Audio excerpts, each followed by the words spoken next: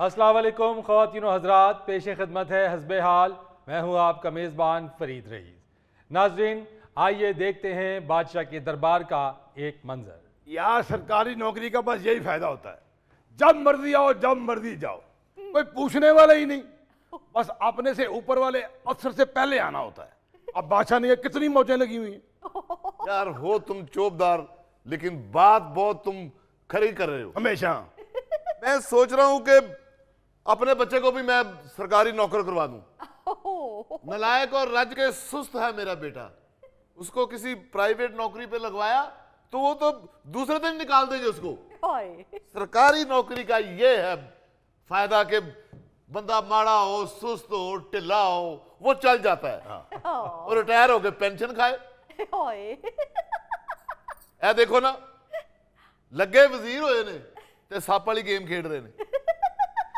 अपनी नौकरी से जरा इंसाफ किया करो।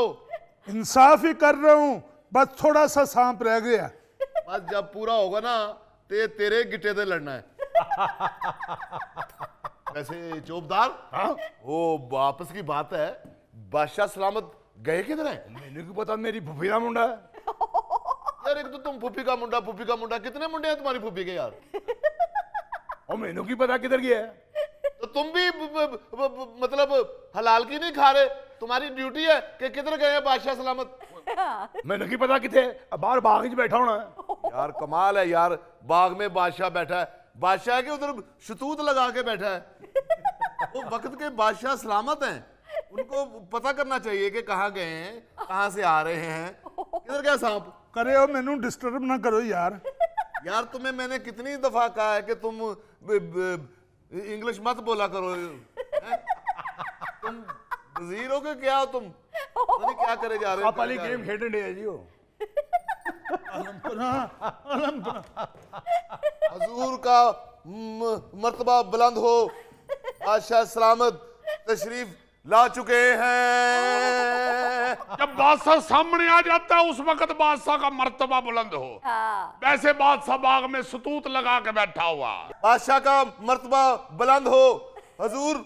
वैसे सियाने सही कहते कि बादशाह ਨੂੰ हर गल ਦਾ पता होता है। बिल्कुल। नहीं, तै इधर खड़ा क्या कर रहा? चाहते तो उधर चले जाऊं। ना मुराद बादशाह अंदर आ गया, बाद अब्बा मुलायजा किसने कहना था? क्या उधर दफाओ, क्या दोबारा से?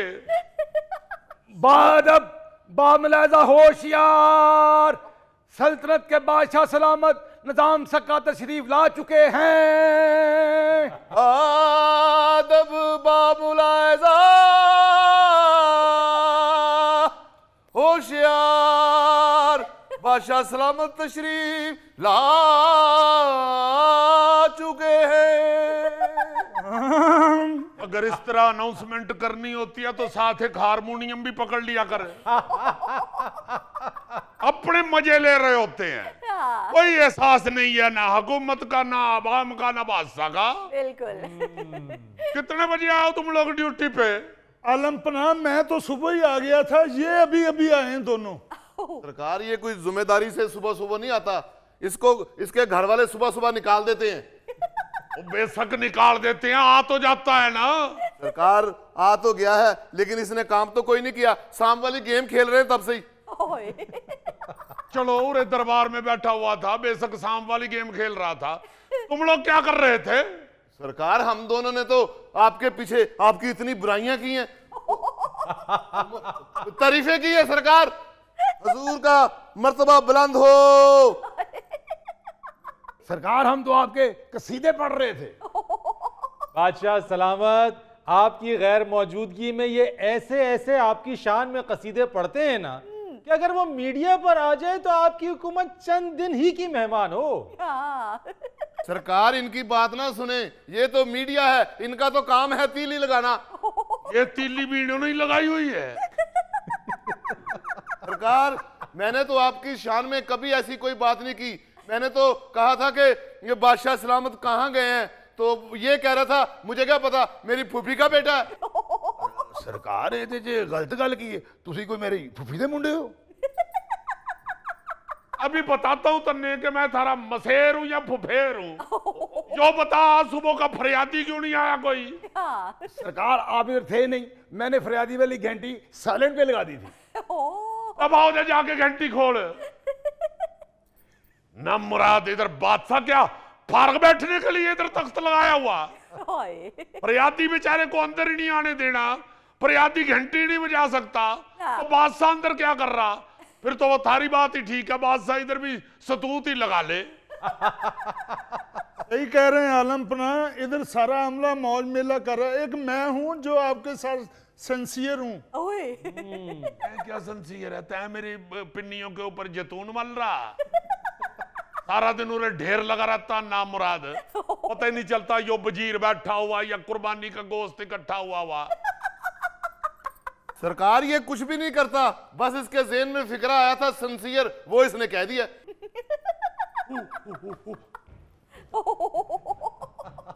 या अल्लाह खैर, बादशाह ने कहीं दूध उबलने के लिए तो नहीं रखा हुआ था? आज तो खूब मजा आ गया, मैंने शॉपिंग का खूब जी भर के अपनी मर्जी की चीजें ली मैंने। अम्मा सारी शॉपिंग आपने अपनी कर ली, अपने बेटे को तो शॉपिंग कराई नहीं आपने। अरे तने मैंने 5.5 लाख का मोबाइल लेके दिया है। वो तो 5.5 लाख का मोबाइल तो बनता है, आखिर बादशाह का बेटा हूँ।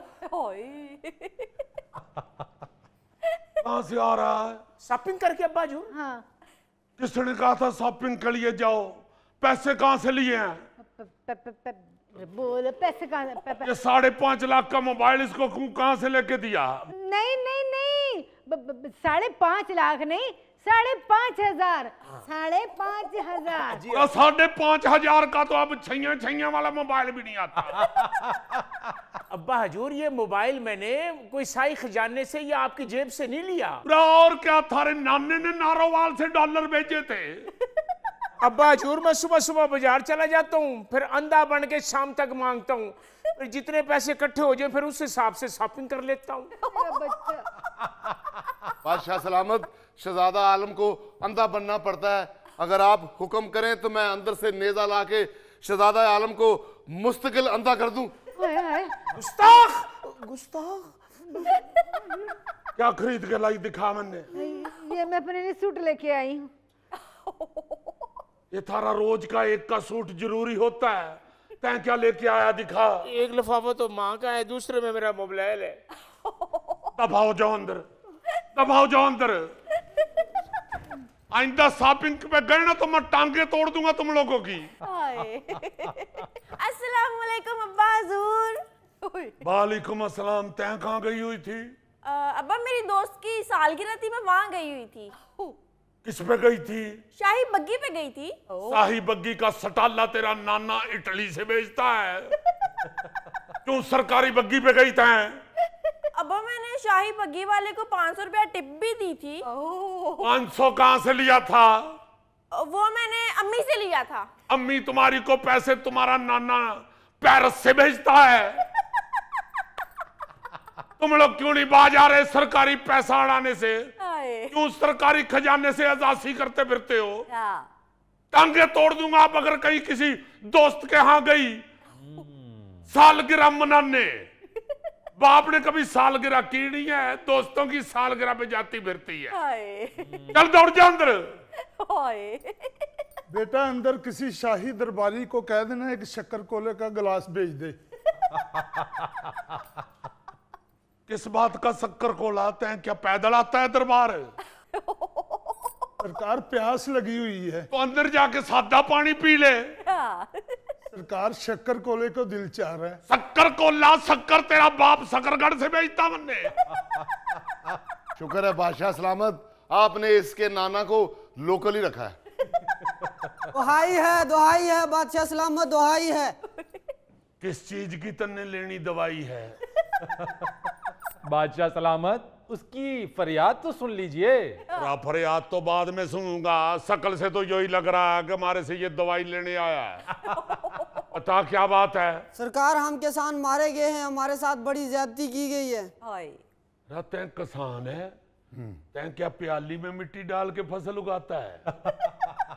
सरकार गंदम की फसल उगाने से पहले हम भी वजीर खुराक जैसे थे। ये तो गंदम की फसल उगाने के बाद हमारा सत्यानाश हो गया है। इतनी पतली हालत, यो गंदम उगाई है या कोई बीमारी उगा ली है? सरकार उगाई तो गंदम ही थी, लेकिन वो हमारे लिए बीमारी बन चुकी है। गंदम हम काट चुके हैं, फसल हमारी तैयार हो गई है, लेकिन अब हुकूमत हमसे खरीद ही नहीं रही। राज जिसको जितनी चाहिए होगी वो खरीद लेगा, इसमें अब हमारा क्या कसूर है? यो क्या बात हुई? अगर तुम्हारी गंदम की डिमांड नहीं है, पहले ही लोगों के पास पड़ी हुई है, वो नहीं खरीद रहे, तो फिर क्यों चीख रहे होते हैं? सरकार हमारे साथ ज्यादती ये हुई है कि हमारी फसल तैयार होने से पहले गंदम बाहर से इंपोर्ट की गई है। अच्छा, वो बाहर से मंगवाई हुई गंदम इधर 5200 रुपये मन बिकी है, और हमारी जब फसल तैयार हुई है तो उसका 3900 रुपया रेट लगा है। ये जो इतना कम गंदम का रेट लगा रहे हैं, कोई ना कोई नुकस तो होगा थारी गंदम में। यो ना हो कि तारी तरह के कोई कीड़े उसमें फिर रहे हो। सरकार नुक्स गंदम में नहीं, यहाँ की हुकूमत की पॉलिसी में है। हमारी गंदम अभी चंद दिन बाद तैयार हो रही थी, इन्होंने गंदम बाहर से मंगवा ली है, तो अब हम अपनी गंदम किधर जाके हम बेचेंगे? यो बात तो ठीक कर रहा, ये जो घर में पैदा हो रही है गंदम, वो बेचने की बजाय बाहर से मंगवा के बेचनी शुरू कर रहे हो। यो किसने मंगवाई है बाहर से गंदम? सरकार सुनने में तो यही आया है, वजीरों के चंद दोस्तों ने मंगवाई है। ये किसके दोस्त ने मंगवाई है बाहर से गंदम? सरकार मेरा तो कोई दोस्त ही नहीं बना जिंदगी में, मुझे तो मोहल्ले में कालू कालू छेड़ते हैं, मैं तो किसी को बुलाता ही नहीं, दोस्ती मेरी बड़ी दूर है। सरकार मैंने तो दोस्ती फिल्म नहीं देखी। आलमपना मेरा तो शुरू से ये असूल है, दोस्त होता नहीं हर गंदम मंगाने वाला। बादशाह सलामत, इस तरह से कौन मानेगा? रब मानने का क्यों नहीं? और इसकी खाल उतार के कालीन की जगह बिछाई ना, तो फिर देखिए कैसे नहीं मानता। सरकार इसकी खाल ना उतारे, ये दरबार में फिरता हुआ बड़ा बुरा लगेगा।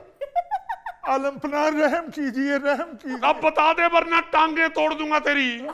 ये ठीक है सरकार, टांगे इसकी तोड़ देते हैं, इसको कूलर बना लेते हैं।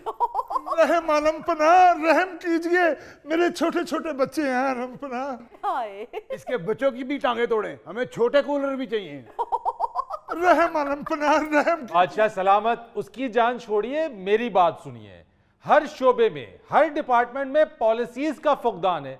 यही तो चीखता है, रोता है यहाँ का ताजिर, यहाँ का सनतकार कि पॉलिसीज बनाएं और पॉलिसीज में तसलसल होना चाहिए, वरना तो इस किसान की तरह से हर कारोबारी शख्स, हर शोबे से ताल्लुक रखने वाला फर्द सिर्फ रोएगा। सरकार ये सही कह रहे हैं, सारे किसान रो रहे हैं। किसान ही नहीं, बिजनेसमैन भी रो रहे हैं। और तो और अब तो तनख्वाहदार तबका भी रो रहा है। बिल्कुल सही कह रहे हैं सरकार।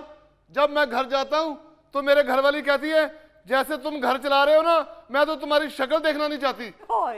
घर चलाने का तो एक बहाना है, भाभी वैसे नहीं तुम्हारी शक्ल देखना चाहते। तो तुम्हारी बीवी बड़ा तुम्हें सलमान खान कहती है। ओ भाई चल, तेरी बीवी तेरी शक्ल नहीं देखना चाहती, तेन घर से बढ़न दिंदी है ना। अब मैनू वे 4 दिन हो गए मैं दरबार दी पौड़ियां सौण दिया। तू बीवी की वजह तो पौड़ियां च नहीं सौण दिया। सरकार पौड़ियां च बह के जुत्तियां दे टोकन लाउंदा जे। की करिए सरकार, तनख्वाह ते गुजारा नहीं होता। बादशाह सलामत, जिससे भी पूछेंगे वही चीखेगा जनाब, क्योंकि यहाँ पॉलिसीज का तसलसल नहीं है। आपने बाहर से गंदम इंपोर्ट कर ली, वो यहाँ की मार्केट में 5200 रुपए फी मन बेची। आपको मालूम था कि अपनी मकामी गंदम भी तैयार होने वाली है। अब जब अपनी गंदम तैयार हो गई है, हमारे किसान को उसकी कीमत आप 3600 से 3900 रुपए दे रहे हैं, वो चीखेगा नहीं तो और क्या करेगा? बिल्कुल सरकार ये तो वही हिसाब है ना कि मलका आलिया किसी बदीक तो 25,000 का सूट खरीद के ले आइए, तो ओही सूट, ओही कपड़ा, ओही रंग दरबार दी एक नौकरानी 1500 का खरीद के पा के फिरन रही।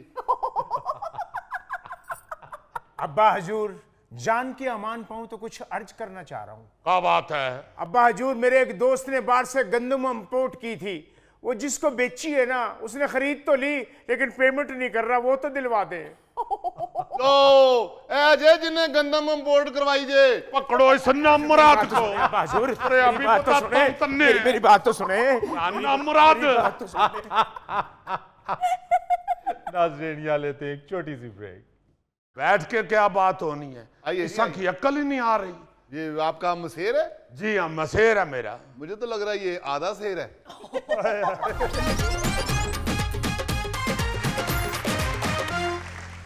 Welcome back.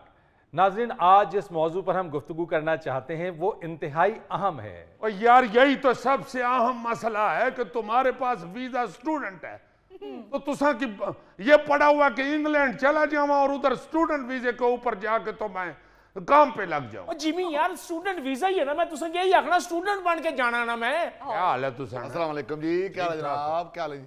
ठीक है यार, क्या हाल है जिमी साहब? मैं माफी चाहता हूँ, बगैर बताए हुए मैं आपके इधर घुस आया हूँ आपके शो में। कोई बात नहीं यार, ये मेरा मसेर भी पागल हो गया, इसको कुछ समझाओ खुदा के बाद। मिकी क्या समझाना है? स्टूडेंट वीजे तो मैं बाहर जाना है। ओ यार, तू स्टूडेंट लगते हो? लगना नहीं तक मैं लगना नहीं नहीं लगना मैं तक तेरा। इस तरह का स्टूडेंट तो वो पुरानी फिल्मों में होता था जब मोहम्मद अली साहब आके अपनी अम्मी को कहते थे मामा मैंने बीए पास कर लिया। वाह वाह वाह, क्या बात जिमी साहब, अजीब बात कर रहे हो यार। सीधी सीधी बात है, ये फ्रॉड है, ये धोखा है, ये झूठ है। एक आदमी कहता है मैं स्टूडेंट वीजा लगवा रहा हूं। यार वो अगर आपको स्टूडेंट वीजा देते हैं तो खुदा के वास्ते उधर जाके फिर पढ़ो।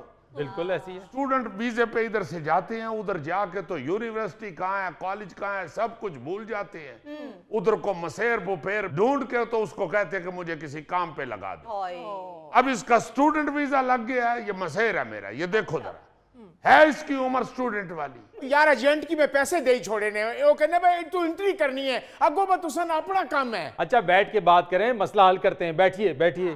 बैठ के क्या बात होनी है? आइए, इसका की अक्ल ही नहीं आ रही। ये आपका मसेर है? जी हाँ, मसेर है मेरा। मुझे तो लग रहा है ये आधा शेर है। क्या पता पापा जी, मैं एजेंट की पैसे दे ही छोड़े ने। उस आख्या कि मैं तू एंट्री कर स्कूल नहीं, उस तो बाद उत्थे जाके अपनी मर्जी ना काम करी। जिमी, अपने मसेर को समझाओ कि इस उम्र में तो स्टूडेंट वीजे पे जाना बिल्कुल ठीक नहीं।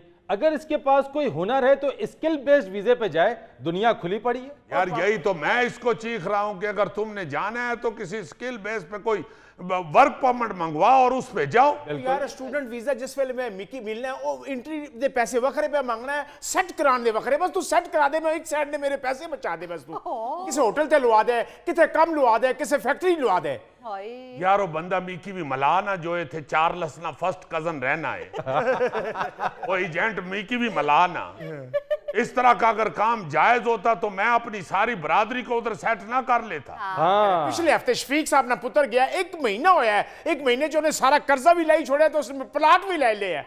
नाले जिमी भाई, जिन्नी ਤੁਹਾਡੇ मसेर दी उम्र लग रही है, इस उम्र तो ਉੱਥੇ कोई काम नहीं मिलना इन्हू। यार इनू तो उत्थे दवाई नहीं मिलनी। तुसां की काम नहीं पई हुई है। इस उम्र में जाके उधर ना फिर जॉब मिलती है जिसको, ना काम मिलता है, ना कोई रहने के लिए जगह मिलती है। सड़कों के ऊपर ईमान से अपनी आंखों से देखे है मैंने। दुख होता है कि ये क्या कर रहे हैं, और सबको पता है कि ये पाकिस्तानी सड़कों पे, फुटपाथों पे, पुलों के नीचे लेटे हुए। यार मैं भी सो जासा फुटपाथों दे उत्ते, दुकानां ने बाहर सो जासा मैं। मिकी एक बारी ले जा तो सेट करा दे बस। यार तुसा की नहीं पता है, आसान गल है कि मैं सो जासा। पीसीओ ने अंदर वो बूथ नहीं बने होते, बिल्कुल उसके अंदर घुस घुस के सोए होते हैं। नाल 2 कुत्ते सुते ने, नाल एक मुंडा सुता है। शर्म नहीं आनी है ना कोई यार। इतना खुदा दे वास्ते पाकिस्तान की इज्जत का ख्याल करो। बिल्कुल सही। इधर माँ बाप को कह देते हैं कि मैं उधर सेट हो जाऊंगा, उनका प्लाट बिकवा के, उनके जेवर बिकवा के उधर पहुंच जाते हैं। ये नहीं करते। अगर प्लाट बेच के, जेवर बेच के जाके उधर ही फिर उधर सड़कों के ऊपर ही सोना है, तो उन पैसों के साथ इधर क्यों नहीं को काम शुरू कर ले? इधर कोई छोटा मोटा कारोबार शुरू कर लो। छोटा मोटा कारोबार करो, इधर रंगीन पलंगा ते सोवो, ਉੱਥੇ ਜਾ ਕੇ ਤੁਸੀਂ ਫੁੱਟਪਾਥਾਂ ਤੇ ਸੌਂਦਾ ਯਾਰ ਤੂੰ। यार मैं इथे बहु काम कीते ने, नहीं बरकत पैनी उथे। ਕੀ ਕੰਮ ਕੀਤੇ ਨੇ ਤੁਸੀਂ? मैं बिरयानी लाई दुकान ते, ओ नहीं चली। अच्छा, उस तो बाद दही भल्ले लाए, ओ नहीं चले। गोलगप्पे लाए, ओ नहीं चले। ਉਹ ਭਾਈ ਜੀ ਇਹ ਸਾਰੀਆਂ ਚੀਜ਼ਾਂ ਤੁਸੀਂ ਸਾਡੇ ਮਹੱਲੇ ਚ ਲਾਓ ਤਾਂ ਇੰਜ ਵਿਕਣਗੀਆਂ। ਉਹ ਇਹਨਾਂ ਦੇ ਮਹੱਲੇ ਨਾ ਲਾਈ ਕੋਈ ਖਾਣ ਪੀਣ ਵਾਲੀ ਚੀਜ਼, ਵਿਕ ਤੇ ਤੇਰੀ ਜਾਣੀ ਹੈ ਪਰ ਇਹਨਾਂ ਪੈਸੇ ਨਹੀਂ ਉਹ ਦੇਣੇ ਕੋਈ। मिकी भी पता है थे, बहुत सारे काम किए ने, पीसीओ तक खोले, नहीं बरकत पैनी थे। मैं बाहर ही जाना, मैं स्टूडेंट वीजा ते बाहर जाके उथे सेट होके तुसा की तकाना मैं। खुदा ना वास्ते गल समझने की कोशिश करो। पाकिस्तान की इज्जत का मसला है यार। सारी दुनिया उधर तक नहीं है कि ये पाकिस्तानी क्या कर रहे हैं। अब तो उन्होंने असली स्टूडेंट्स को वीजे देने बंद कर, पॉलिसी सख्त कर दी है अपनी उन्होंने। जब कनाडा में देखो स्टूडेंट का जाना इंतहाई मुश्किल हो, बल्कि नामुमकिन हो गया। उनको पता है इन्होंने इधर आके तो सेट होना होता है। असली जो तरीका उन्होंने दिया हुआ है, हर मुल्क हर कंट्री जो है वो कोई ना कोई आपको रास्ता देता है। हाँ जी। इस रास्ते से आ जाए, हम आपको इमिग्रेशन भी देंगे और आपको हम यहाँ रहने की और काम करने की इजाजत भी देंगे। वो रास्ता नहीं इस्तेमाल करना, शॉर्टकट इस्तेमाल करना है 2 नंबर तरीका। आप देखें कि आप असली स्टूडेंट वीजे पे जाएं, उधर जाके दाखिला लें, अपनी डिग्री हासिल करें, फिर आपको वो वर्क परमिट भी देते हैं। जब वर्क परमिट मिल जासी, तुसी 2-3 साल उते काम कर सो तो तुसा की PR भी मिल जासी। जिमी इतना लंबा प्रोसीजर मिकी किस लिए दसना है? जाके मिकी किसे काम च वाड़। तू एक बारी उथे पहुंच, सही को काम चल रहा उसी ना तेनू लत्तां तो फड़ के ओदे विच वाड़ दिया।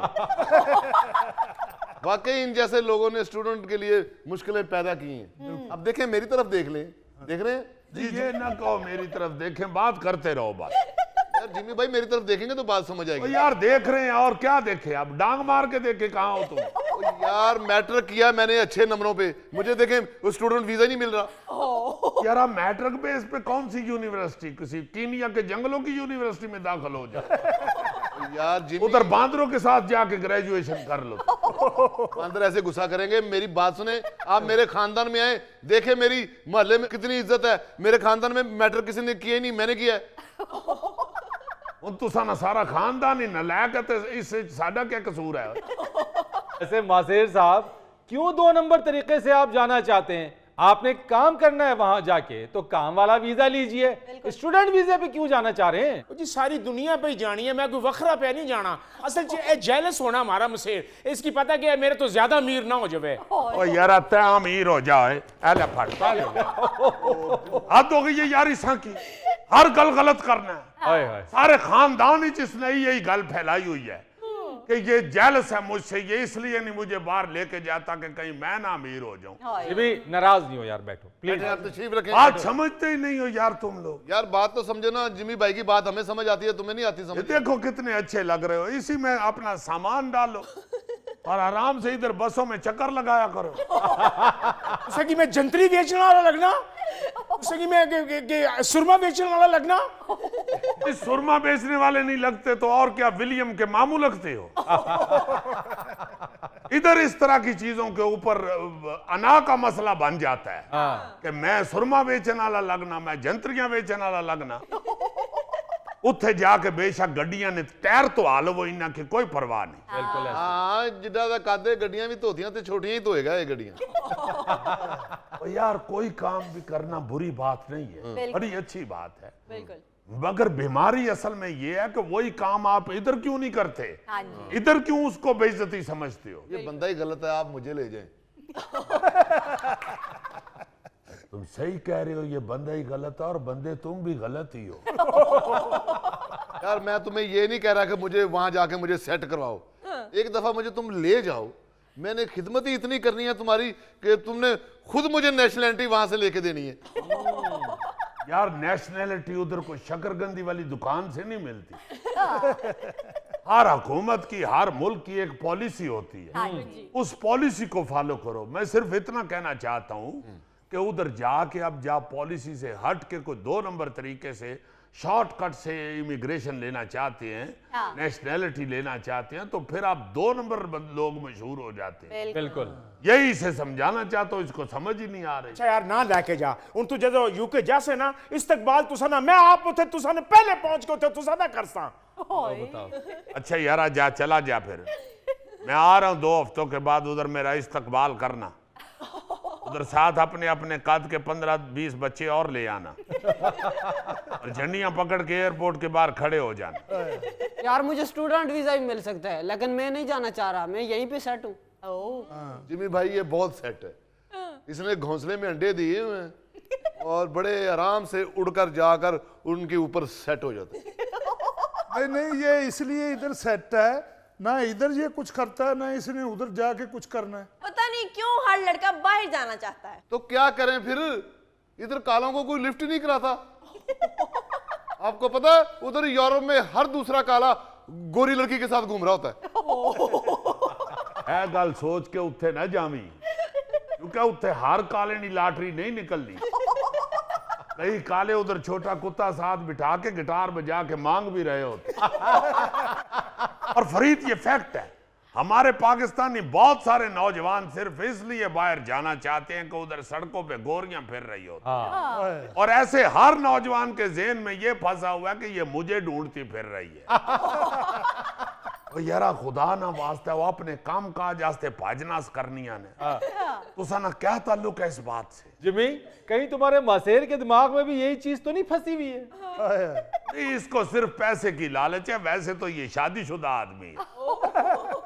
और जो भाभी है हमारी, उसके 2 भाई हैं और एक ने बीच में 2 कत्ल भी किए हो। उनको लिए तंग हो के तो मैं बाहर जाना चाहना। तंग वो सिर्फ तुम्हें इसलिए करते हैं कि तुम वेले फिरते हो। उनकी बहन तुम्हारी बीवी उनको शिकायत करती है कि ना काम दा ना काज दा ते दुश्मन अनाज दा। इधर अगर कोई काम करो, मेहनत करो, उसको भी पता हो खावंद मेरा मेहनत तो कर रहा है ना, नजर आ जाता है बीवी को। बिल्कुल। जब वेला बंदा होगा तो बीवी तो गुस्सा करेगी, जाहिर है कमाना तो खामद नहीं है। तो खामद अगर छोटी डब्बियों वाली धोती बहन के तो सारा दिन मंजी के ऊपर लम्हा पे आ रहेगा तो उसका की तो गुस्सा चढ़ेगा। बिल्कुल। जो मेहनत कर रहा हो बीवी को नजर आता है, बेशक पैसे कम लेके आता हो या ज्यादा। यार जिमी, तुम मुझे नहीं लेके जा सकते? तुम्हें कैसे ले जाऊं? बिजनेस क्लास की भी टिकट ले तो एक बंदे को 45 किलो अलाउ है। चलो जब सारी फैमिली के साथ आओगे फिर मुझे ले जाना। उसमें भी एक पीस ज्यादा से ज्यादा 30 किलो का होना चाहिए। फिर अगर तुम्हें लेके जाना तो फिर तुम्हें 3 पीसों में काटना पड़ेगा। नाज़रीन, यहाँ लेते एक छोटी सी ब्रेक। भाई इतने इतने बुजुर्ग लोग, इतनी इतनी ज्यादा उम्र के लोग अगर फैशन मॉडलिंग कर रहे हैं तो यार सानू की वाह वाह वाह।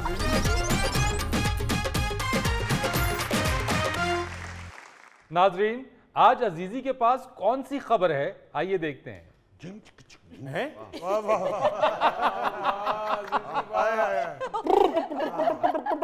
बस बस बस अजीजी। असल में खबर इस तरह किया कि पहले मुझे नौजवान बनना पड़ेगा। नाजरीन, न्यूज जेम्स बॉन्ड 0092 आज ऐसी खबर लेके आया कि इंशाल्लाह बुजुर्ग मुझे दुआएं देंगे और मेरे हक में जरूर झंडे लेके सड़कों पे निकलेंगे और वो कहेंगे कि अजीजी ने हमारी आवाज बुलंद की है। खबर क्या है अजीजी? जी खबर ये है कि चीन के 88 साला फैशन मॉडल 88 साला चीन के 88 साला फैशन मॉडल दादा की दुनिया भर में धूम। दादा इस उम्र में बाइक चलाते हैं, घुड़सवारी करते हैं और जहाज उड़ाने का लाइसेंस भी हासिल कर चुके हैं। अब ये खबर इसलिए न्यूज जेम्स बॉन्ड लेके आया है कि हम अपने बुजुर्गों के साथ क्या करते हैं। आप देखें कि ये 88 साला बुजुर्ग हैं और फैशन मॉडल के तौर पे मारूफ हैं। हर शख्स इन्हें जानता है। मेरा तो ख्याल है कि इन्होंने या तो मलका पुखराज का गाना सुन रखा है, अभी तो मैं जवान हूँ, अभी तो मैं जवान हूँ, अभी तो मैं जवान हूँ। या फिर उन्होंने ये भी पाकिस्तानी मुहावरा सुन रखा है कि दिल होना चाहिए जवान, उम्र चिकी रखी। वाह वाह वाह वाह। अब देखो जरा कि क्या शख्स हुआ है। और इस तरह बेशुमार लोग हैं ये चीन में, जापान में, इवन यूरोप में, जो आपको अच्छी भली उम्र में भी बकायदा भाग दौड़ करते हुए नजर आते हैं ये की तरह। क्या बात है। और हमारे यहाँ 88 साल की उम्र में ये डॉक्टर ने जवाब देता। लो 88 साल और 50 टप्पे बंदा तो खुद कहना शुरू हो जाता है बहुत ही लंग गई है तो थोड़ी रह। और जो 60 टप जाए उसे तो सीधा सीधा ताने मिलने शुरू हो जाते हैं ना, खैर हज बड़ा है ठूठ पाया कवर च तेरियां लताने। यार खुदा के वास्ते ये क्या कर रहे हैं हम अपने बुजुर्गों के साथ।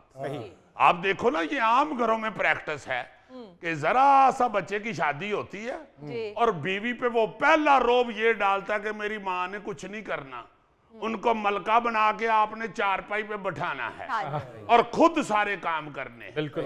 वो बेचारी जेड़ी मलका बन के चारपाई ते बहिंदी है ना जी, 3-4 साल बाद पता लगता है मलका दियां लत्तां जुड़ गईयां।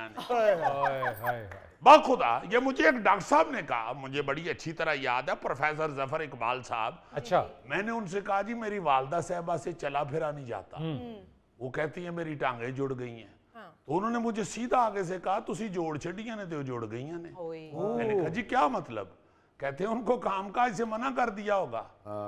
मुझे एकदम सारी फिल्म चलनी शुरू हो गई, सारी फैमिली की, कि जिस घर में भी जाती हैं, जिस बच्चे के पास हैं या अपने घर में, वो बहुएं जो हैं वो कहती हैं नहीं नहीं आपने नहीं काम करना, आप बैठे अम्मी कोई बात नहीं मैं हांडी कर लेती हूँ। अम्मी ना ना आप ना कपड़ों को हाथ लगाए मैं खुद ही दूंगी।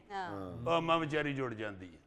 अजीजी मैंने यूरोप में 90 साला खातून को साइकिल चलाते हुए देखा है। क्यों देखा यार? तुम खवातीन को देखते रहते हो बाहर क्या? यार 90 साल की खातून थी, मेरे लिए हैरानकुन बात थी कि 90 साला खातून साइकिल चला रही है। देखो ना ये हालत है बाहर। और हमारे यहाँ अल्लाह माफ करे बुजुर्ग के साथ ऐसे करते हैं हम। अच्छा कुछ अच्छे इलाके जो हैं वहां पे पार्क शार्क ये वो हैं, वहां बुजुर्ग सैर सूर करने जाते हैं। मगर हमारे यहाँ चूंकि कल्चर ये है, वो बुजुर्ग पार्क च बैठे भी यही कहन रहा होंगे ने, पता लगा जी अरशद फौत हो गया जी। अरशद तो हुण फौत होया जे, 3-4 दिन पहले अल्लाह दिता भी फौत हो गया जी। अल्लाह दिता भी फौत हो गया। हाय मेरे ताए दा सब तो निक्का पुत्र वो भी फौत हो गया। ओ यार खुदा के वास्ते फ्रेश हो, को अच्छी अच्छी बातें करे बैठ के, ये बात एक दूसरे की हौसला अफजाई करे। क्या हो गया आपको? इसलिए बुजुर्गों को कहते हैं ना कि मुंडियां च बेया करो। और मुंडे ऐसे नाम मुराद हैं वो बाबियों के पास बैठते नहीं है। बिल्कुल। एक बड़ा किस्सा मशहूर है ना कि एक बुजुर्ग जोड़े ने शादी कर ली। अच्छा। वो जो खातून थी वो समझदार थी, पढ़ी लिखी। उन्होंने बुजुर्ग अपना खामन जो था उसको कहा कि बात सुनो, 2 शर्तों पे शादी करूंगी। अच्छा। एक तो आपने बुजुर्गों में बैठना नहीं, जब भी बैठना है लड़कों में बैठना है। और दूसरा जब भी आपने घर आना है दीवार फलांग के आना है। तो जी शादी हो गई, बाबा जी बेहतरीन मुंडियां च बैठ के गप्पा शप्पा मारन, हाथी छत सुटन, घर आके वधिया कंध टप के अंदर। अच्छा। एक दिन बाबा जी को ख्याल आया यार पुराने बुजुर्गों में भी बैठू, मेरे दोस्त जो हैं। अच्छा। वो अपने दोस्तों के पास चले गए। अच्छा। वो कोई खंगला सिरप हाथ च फड़ के बैठा है, कोई ब्लड प्रेशर वाली गोलियां लैन निकले, कोई बेचारा शुगर दी इंसुलिन ला के कह रहे सी मैनू कुछ खान नू दे दियो। जब अद्धा पौना घंटा अपने पुराने बुजुर्ग दोस्तों के पास बैठ के घर आए, दीवार फैलाने लगे तो उनको ये में आया कि कंध टपी तो किधरे को हड्डी हुड्डी ना हिल जाए। Psychological psychological. दरवाजा खड़का दिया, दरवाजा बूढ़ी ने खोलिया तो डंडा फाड़ लिया उन्हें। क्या सी बुजुर्गों को नहीं बहना। कहते हैं तुम्हें कैसे पता चला? कहते अज कंध नहीं टपी गई तो बुजुर्गों को बह गया। सो गुफ्तगू जो है ना जी बुजुर्गों के साथ जो बिहेव होता है सारे घर का, असल में वो बूढ़ा कर देता है बुजुर्ग। ये बात। वरना उम्र का तो कोई ऐसा किस्सा ही नहीं है। भाई इतने इतने बुजुर्ग लोग, इतनी इतनी ज्यादा उम्र के लोग अगर फैशन मॉडलिंग कर रहे हैं तो यार सानू की ये बात अजीजी इसीलिए कहते हैं age is just a number. मैं समझा अरे मैनू डांस दी दाद दे। सही कह रहा है अजीजी, बिल्कुल सही कह रहा है कि जो बाबे लड़कों में बैठते हैं ना वो बूढ़े नहीं होते। हमारे मोहल्ले में 92 साल का बाबा है, लड़कों में बैठता है, वो ऐसी ऐसी गाली निकालता है बाबा वो, उर्दू में भी पंजाबी में भी। बल्कि पिछले दिन ही तो मैं बाबे दे मुंह इंग्लिश की गाल सुनी। सही कह रहे हो गौरी भाई, बड़े बड़े जिंदा दिल बाबे होंगे ने। अब मैं एक बाबे नू उम्र पूछी है, वो मेरे पिछे डांग लैके वो भजिया मैनू गली दे विचों कढ़ के आया। बाबा शहरों मजा कढ़ने वाले महकमे च नहीं सी। एक दफा मैंने एक बाबे को कहा कि आओ मैं आपको सड़क पार करा देता हूँ। बाबे ने पीछे मुड़ के मेरी कमर में किक मारी है तो मैं वो जाके गिरा हूँ। वो गया है, उसने जाके मुझे उठा के गोद में तो सड़क पार करा दी। मुजफ्फर बाबा जी दा बंदा सी। उन्हें क्या होना तू आप तो ठीक पार कर जा, मैनू सड़क पार तू करानी है। सही बात है। तेरे की सोटी तो मेरे हाथ च है। ऐसे वाकई हमारा कल्चर जो है ना जी वो बुजुर्गों के लिए जहाँ पे अच्छा है जी बहुत अच्छा है वहां पे। इस अगर साइड को देखें तो बड़ा खतरनाक है। जरा सा कोई बुजुर्ग आदमी अच्छी ड्रेसिंग कर ले, बिल्कुल सर, कोई शार्प कलर पहन ले, लाजमन कोई ना कोई ये कह देगा लो जी बुढ़ी घोड़ी लाल लगाम। तो बाबा बेचारा घर जाके फिर चिट्टी शर्ट पा के आया।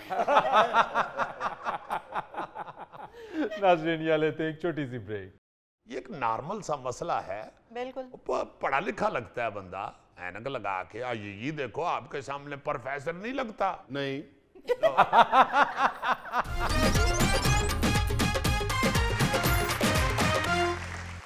अच्छा जी, आप ये सुन के हैरान होंगे कि हमारे पूरी दुनिया में जो इंसान हैं जी, उनमें 2 अरब लोग ऐसे हैं, 2 अरब जो आंखों की किसी ना किसी बीमारी में मुब्तला है। जी हाँ, जिनको आंखों का मसला है। यहाँ पे ये हालत है कि मैं सवेरे अपनी बेगम के साथ शॉपिंग करने निकला हुआ था। अच्छा तो मुझे स्टोर वाला ही कहना शुरू हो गया, हुण उम्र हो गई है ऐनक लाने वाली। मैंने कहा यार काफी देर की लगी हुई है, उम्र का इससे क्या ताल्लुक है? कहता नहीं जी बुजुर्ग ही ला देने ऐनक। ये क्या मैं कहा यार पहली बात तो यह है कि तुम हंसते बहुत बुरा हो, दूसरी बात यह है कि तुम बोलते भी बहुत बुरा हो। ये क्या बात हुई? मगर फिर मैंने ये रियलाइज किया कि वाकई यहाँ पे हमारे यही बात चलती है। जी बच्चों की नजर अक्सर कमजोर होती है, बिल्कुल ममालिक में भी होती है। यहाँ हमारे यहाँ बच्चे को ऐनक लगनी हो ना जी, वो बेचारा लगा तो शौक से लेता है पहले, वालिदैन लगवा देते हैं, मगर उसको सारे बच्चे चश्माटू कहना शुरू हो जाते हैं, बिल्कुल ऐनकू कहना शुरू हो जाते हैं। वो बेचारा शर्मिंदगी के साथ फिर ऐनक लगानी छोड़ देता है। सही। जबकि ये इंतहाई अहम चीज है। जिसकी नजर कमजोर है जी जी उसे तो भाई फौरी तौर पे जाके आई स्पेशलिस्ट को अपनी आंख दिखानी चाहिए। आंखों के डॉक्टर के पास फौरन पहुंचो। यहाँ पे अगर किसी की नजर इस हद तक कमजोर हो जाए कि उससे पड़ा पुड़ा भी ना जाए, तो वो साथ वाले दोस्त की ऐनक पकड़ के लगा के देखता हो तो यार बिल्कुल सही नजर आ रहा है, यार कौन सा नंबर है? जी मेरा 1.5 नंबर है। बस ठीक है, जाके 1.5 नंबर की ऐनक बनवा लेंगे। तो इंतहाई गलत चीज है, इंतहाई गलत चीज है। अच्छा अगर कोई थोड़ी सी तकलीफ करेगा तो ऐनकों वाली दुकान से ही नजर चेक करा लेगा। भाई खुदा के वास्ते अगर आपका नजर का मसला है, आंख का मसला है, तो किसी आंखों वाले डॉक्टर के पास जाएं। बिल्कुल इसमें कोई खौफजदा होने वाली बात नहीं है। बाकायदा खौफजदा होना शुरू हो जाते हैं। आंख, मुझे बड़ी अच्छी तरह याद है कि मेरी वालदा मरहूमा, उनको बड़े प्यारे डॉक्टर हैं, डॉक्टर तैयब साहब, प्रोफेसर साहब। अच्छा। आई स्पेशलिस्ट हैं, बहुत बड़े पाकिस्तान के बड़े अच्छे डॉक्टर। उनको दिखाया अम्मा जी को, उन्होंने कहा जी फौरी तौर पे आंख का ऑपरेशन करवाएं। ठीक। तो वहां से तो हम लोग हाँ करके आ गए। अम्मा बेचारी चुप होके हमारा मुंह देख रही हैं। घर आके सख्त डर गई, बल्कि रास्ते में कहती हैं नहीं मैंने नहीं कराना ऑपरेशन। ओहो। आंख का ऑपरेशन पता नहीं किस तरह होएगा, ये पुत्र ना करो। वो बड़ी मुश्किल से उनको कायल किया। वो डॉक्टर तैयब साहब ने बड़े प्यार से कहा कि ये तो ऐसे हो जाता है आंख का ऑपरेशन, वो 15 मिनट लगने हैं और आपकी आंख बेहतरीन हो जानी। बड़ी मुश्किल से मिन्नत समाजत करके अम्मा जी को ले गए, ऑपरेशन हो गया, आंख की पट्टी शट्टी खुल गई। जब उन्होंने इस्तेमाल किया उस लेंस को आंख की, बड़े खुश हो गए कि सब साफ नजर आ रहा है, ये तो बेहतरीन हो गया। इसलिए खौफजदा होने की बजाय फौरन मेरा ख्याल है कि डॉक्टर के पास अपड़ जाना चाहिए। अच्छा हमारे यहाँ जब बच्चों की नजर का मसला होता है ना जी तो माएँ इसलिए नहीं ज्यादातर लगवाती हैं ना कि कहीं ऐनक का शीशा ना टूट के आंख में लग जाए, या कहीं ये ऐनक गुम ना कर रहे, या इतने से मेरे बच्चे को ऐनक लगे क्यों। लिहाजा बच्चे को ऐनक नहीं लगाते और खराबी मजीद बढ़ती जाती है। बिल्कुल। मैं आपको बता चुका हूं कि पूरी दुनिया में भाई तकरीबन 2 अरब लोग हैं जो आंखों के हवाले से किसी ना किसी मसले का शिकार हैं। लेकिन यहां जो हदशात और मसाइल हमें पेश आते हैं हमारे पाकिस्तान में खास तौर पे, वो इंतहाई खौफनाक है। हमारे यहाँ तो जिस लड़के या लड़की को ऐनक लगी हो उसका रिश्ता नहीं होता। हाँ हाँ, रिश्ता देखने के लिए जाए ना, अव्वल तो बेचारी कुड़ी फटाट ऐनक ला के पर किधरे संदूक च रख आंदी है, और अगर कहीं ऐनक लगा के लड़के वालों के सामने आ जाए तो फटाफट चाह ते केक खा के निकलने वाली गल कर दे, और रस्ते में ही कह देते हैं लो हुण असीं अपने मुंडे लई अन्नी कुड़ी लै जाइए। ओ यार क्या हो गया है, क्या कर रहे हो? ये एक नॉर्मल सा मसला है। बिल्कुल पढ़ा लिखा लगता है बंदा, ऐनक लगा के ये देखो आपके सामने प्रोफेसर नहीं लगता। नहीं इस तरह के बंदों ने ये की आंखें खराब की, वरना मैं शुरू से ही ऐनक लगा देता था, अमान से इतनी नहीं थी लगनी मुझे। इस तरह के बंदों की बातों में बिल्कुल नहीं आना अजीजी। वाकई मतलब जिसको ऐनक की जरूरत है वो भी शर्मिंदगी से ही नहीं लगा रहा है। गोगा हमारा आज तक नहीं लगा रहा है ऐनक। अच्छा, अल्लाह इसकी नजर बहुत देर से कमजोर है। मुझे अच्छी तरह याद है जब मेरी शादी थी ना तो मैंने इसके जिम्मे लगा दिया कि घोड़ी सजा के तुमने लानी है। अच्छा, उस वक्त घोड़ियों के ऊपर बारात जाती थी, दूल्हा बैठ के जाता था। लो जी, ऐन बारात के वक्त जब जाने लगी है बारात, मैंने कहा यार वो गोगा घोड़ी लेके आ गया। बाहर निकल के मैंने देखा तो दूर से खोता सजा के ला रहा था। मैंने अंदर से अब्बा जी की ऐनक ला के इसको पकड़ाई, मैं कही ऐनक ला के वे हकी ले आए हैं। कहता ओहो ये तो खोता है।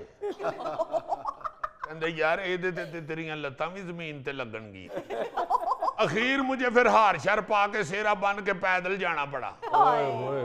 7 बजे हमने पहुंचना था, 9:45 पहुंचे। उन्होंने कहा जी इतनी लेट बारात लेके आए हैं। मैंने कहा जी मेरे पैदल में पेट्रोल खत्म हो गया था। और आज तक अजीजी के मोहल्ले में मुझे लोग यही कहते हैं भाई खोते वाला। गोगे के साथ प्रॉब्लम है ना फरीद साहब, ये गोगे की नजर भी कमजोर है और इसका ईमान भी कमजोर है।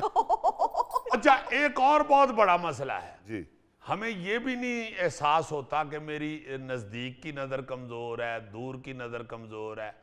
भाई हम जब किसी की ऐनक लेके तो लगा के पढ़ना शुरू कर देते हैं तो फिर हमें कहाँ पता चलेगा?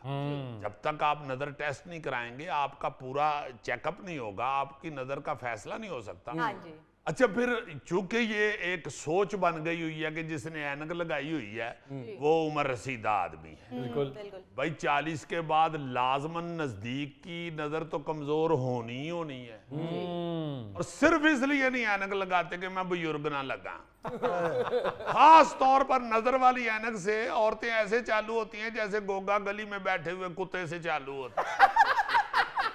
भाई नजर वाली ऐनक है खुदा के लिए, ये हमारी आंखें खोल देती है, ये ऐब नहीं है। हाँ जी, बिल्कुल। अलबत्ता इसके शायराना मसाइल हो सकते हैं, जैसे सरफराज शाहिद ने कहा था, जब से ऐनक लगी नजर वाली जहर लगने लगी है घर वाली।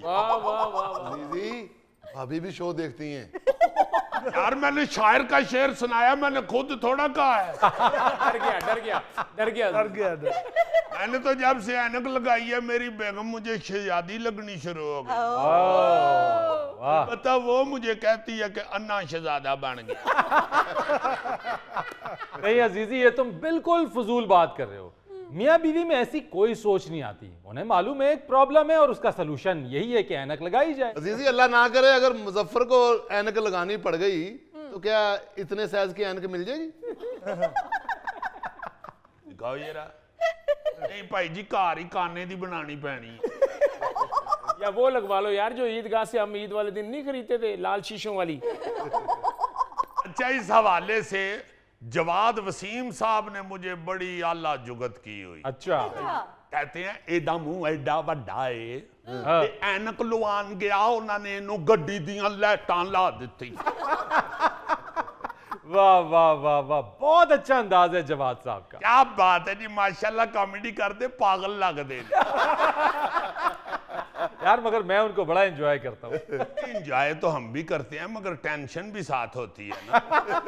ड्रामा मुकदा है तो फिर सोचने हैं कि यार इनू आराम आ गया होवे सही।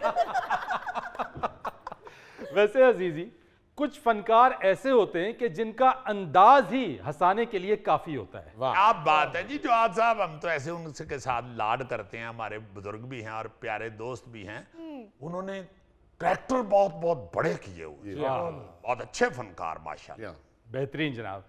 नाजरीन, आपसे इजाजत लेने से पहले एक खूबसूरत बात, दिल का सुकून चाहते हैं तो हसद से दूर रहिए। बहुत अच्छे। मेजबान फरीद रईस को इजाजत दीजिए, कल आपसे फिर मुलाकात करेंगे इंशाअल्लाह। तब तक के लिए अल्लाह हाफिज।